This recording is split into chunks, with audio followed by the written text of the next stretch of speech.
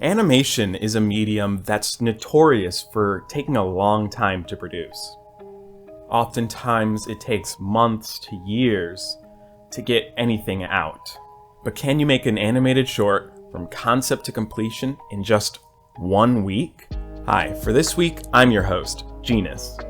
I run this channel with my collaborator, Sharp FLA. We are attempting 15 over 15. We plan on making 15 shorts for 15 weeks. We're doing this because we feel the best way to learn how to do something is by doing it. Each week we load up a random prompt and make a short loosely based around that premise. We also take turns directing. Last week, Sharp directed. It was our first week and we made a 3D alien short, which, honestly, we had fun. Be sure to check out not only our last short, but the retrospective video that briefly goes behind the scenes of how we made it. This week, it's my turn to direct. Let me jump into a call with Sharp, and let's see what we can create. Okay, we're here. It's 15 over 15, week 2. We survived week 1. We killed week 1. We did. I really like what we made, actually. It is your turn. It's your turn to to lead us into the future. Okay, click. 5. 5. Mystery. What can we do with mystery? Somehow tell a mystery story in 30 seconds. How can we tell a mystery in 30 seconds? You know, what's a mysterious thing? What do we think of when we think of mystery? Because I usually think, Sherlock Holmes. I think. Yeah, Scooby-Doo. Scooby-Doo. Sherlock Holmes, Scooby-Doo, I don't know, Murder, She Wrote. 30 seconds is like a long period of time to animate, but it's not a long time to tell a mystery. Yeah. Do we actually want to tell a mystery? Or because it doesn't have to be... We don't need to tell a mystery. It somehow have to be loosely related to a mystery. It could be something just generally mysterious. What is that mysterious ticking noise?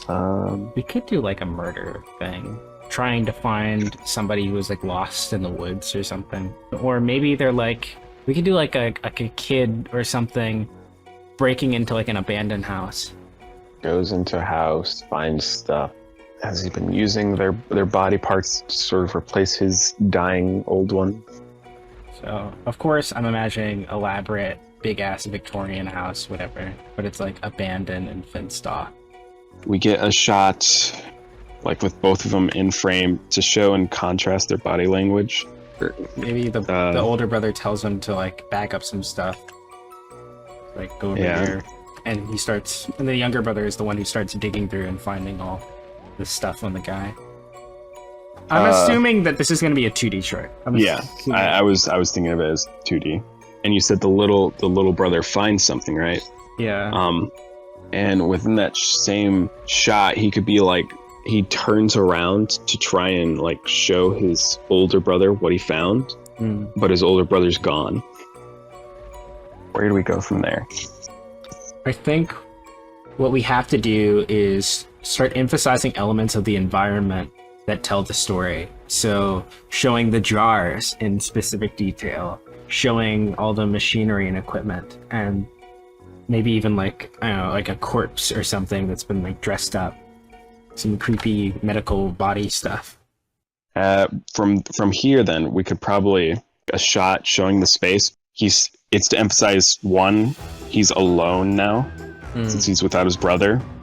Okay. So we show how small he feels in that space. That'll be good. How do you want to frame that? This is the part where we could probably go high and like just show the environment that he's in. Having our fun little meeting after the story reel got lost. Lost to the Flash Abyss.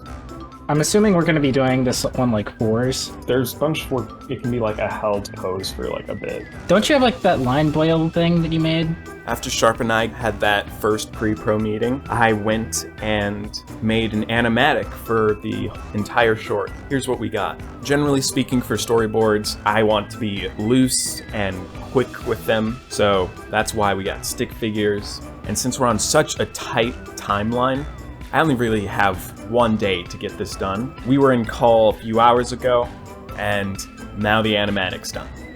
1 day for pre-production. We gotta be ready to jump right into production. I had brought this up in a different video on my main channel. Feel free to check it out. So basically, I have the shot list. Well, actually, play the video I explained on my other channel. To keep track of progress, I create a shot list in a Google spreadsheet. Instead of just changing the cell color to mark a shot as complete, I set it up so that the color changed based on a percentage value I entered. This percentage also updated related cells, including a counter that showed how many shots were left. This system helped me monitor my progress and gave me a clear view of what still needed to be done. For me, I'm going to be focused on animation throughout most of the week, which means there's not a whole lot for me to talk about. One thing to note is I try to keep things on a pretty limited style, so lots of 3s and 4s in my animation. Sharp, on the other hand, will take care of most of the backgrounds. Okay, something that I think that is really important to talk about in our 2D animation process is doing layouts. Layouts are one of the things that I see a lot of 2D animation people really deprioritize. You know, we see the characters moving around the screen, but you really want to have a good sense of the space. So what we're doing, which is something that we did with one of the film projects that we worked on recently called Screenwriters, is just doing a 3D gray box layout that we're going to use as drawing reference for when we do our backgrounds. This is just super rough because we're not going to need all the details, and I'm going to adjust depending on what each shot needs. And I have this scale model to make sure that everything makes sense when it comes to like the sizing of people in the space. It's worth mentioning that Sharp not only did backgrounds, but he also got to do some animation as well. I tend to draw a little too slow, so I needed a bit of help picking up the pace. Both Sharp and I think it would be cool to get more collaborators on some of these shorts from time to time. So for this short, we had our friend Monika, who's a really great artist, go and draw the background for the opening shot of the film. We knew we wanted to do a lot of visual storytelling with the background, so Sharp, while he was working on it, drew in things like medical equipment, saws, blood, just so you can get a sense of whose house they're exploring. Just so that you, the viewer, could tell, okay, something is going on here, and it's probably not good. While both Sharp and I were working on the 2D animation, there's something we both agreed upon, and that is, while 2D is more technically straightforward than 3D, you know, we don't have to deal with a lot of the technical elements that come with 3D. We can just jump right into drawing. But even though we can do that, we kind of feel like 2D is a slog. And maybe it's because we just finished doing a 3D short, and so we're not used to it anymore, but it just feels so slow. Straightforward, but slow to get through. It's getting down to the wire. We do have all the 2D animation done, but we still need to composite the whole short.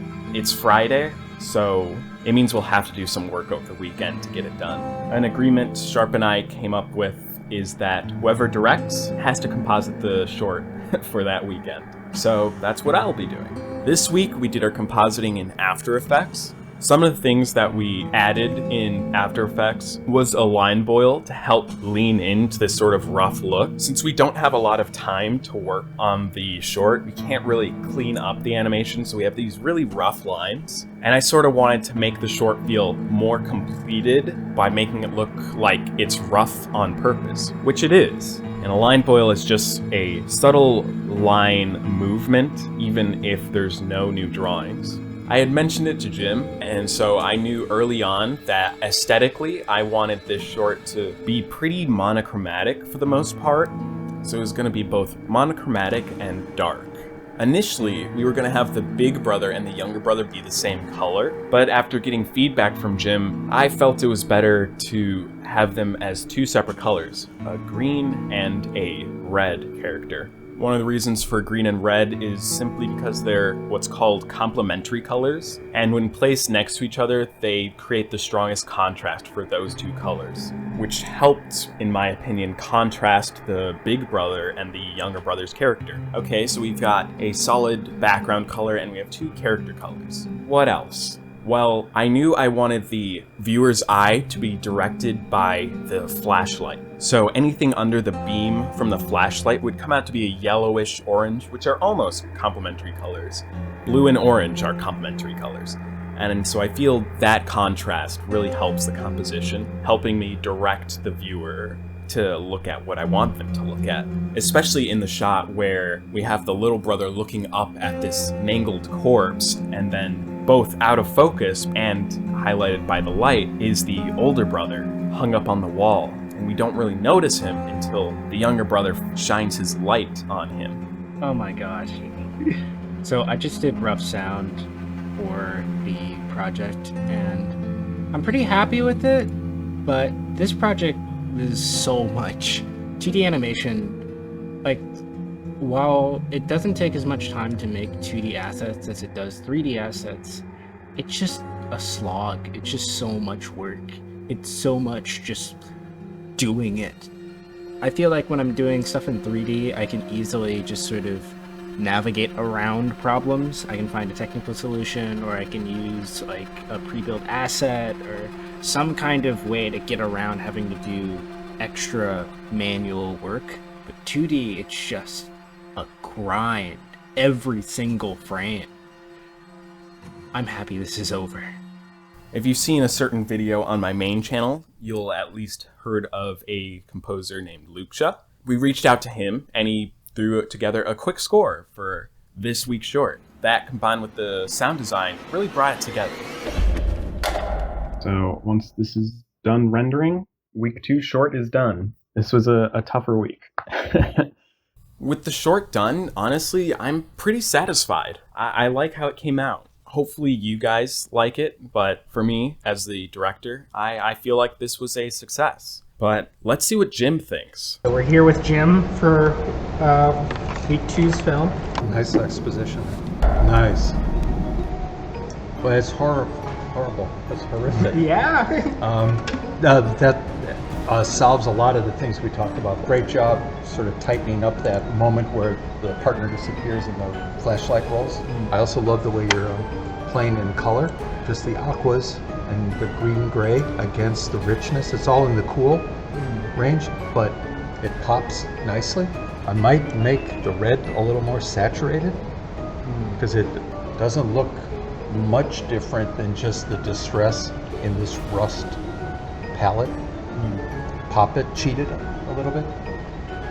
And also seeing the light, like if you go to that last shot, you see the little glare. Yeah. The needle. We see that before the dissolve happens. Very nice job. It's very clear what's happening. It's very creepy. And that's the beauty of animation, is that every frame succeeds as an illustration. Also, just, the fact that it's moving. But just that is a book cover. Profile doesn't look like things are draped yet, given how fast the cut is. Oh yeah. Yeah, he's like kind of resting by his side. Well, That feels more like you would bend at the elbow. Yeah. So what you might do is, or come back to it or don't, or next time, is figure a cut on action thing. Very nice job, guys. Thank really you. Nice. thank you. 2 for 2. What was cool is that we not only got to show Jim this short, but a friend of ours named Eli hosted their own little film festival. So naturally, Sharp and I put that in there so we could show it to more than just YouTube and Jim.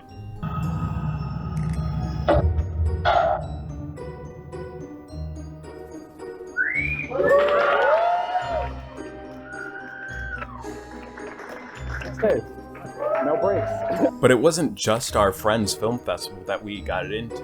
We submitted it to some other film festivals, and it got some laurels. So cool. 15 over 15 is now an award-winning series, and I got to direct an award-winning film on technicality.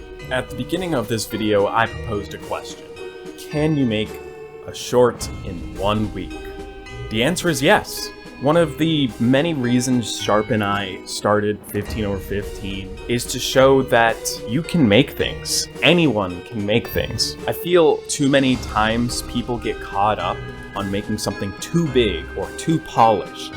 Too much saying, I want to do this, instead of just doing it. Not everything you make has to be some grand animated series or feature-length film. You can still do those things, but maybe build up to it. Practice by making smaller, shorter projects. By doing so, you can get a sense of how you work, how quickly you can work. We hope that with this series, we can show you what's possible to produce with just 2 people and a desire to get things done.